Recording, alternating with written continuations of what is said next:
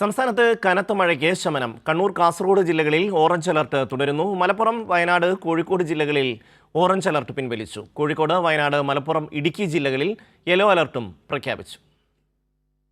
സംസ്ഥാനത്ത് അതിതീവ്ര മഴയ്ക്ക് ശമനമുണ്ടെങ്കിലും ശക്തമായ മഴയ്ക്ക് സാധ്യതയുണ്ടെന്നാണ് കേന്ദ്ര കാലാവസ്ഥാ വകുപ്പിന്റെ മുന്നറിയിപ്പ്.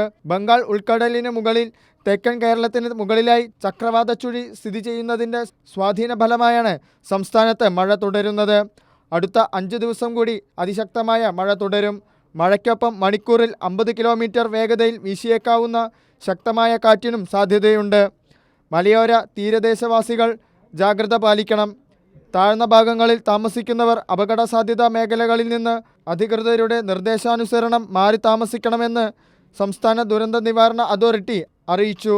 നിലവിൽ കടൽക്ഷോഭ സാഹചര്യം നിലനിൽക്കുന്നതിനാൽ കേരള, ലക്ഷദ്വീപ്, കർണാടക തീരങ്ങളിൽ ഏർപ്പെടുത്തിയ മത്സ്യബന്ധന വിലക്ക് തുടരുകയാണ്.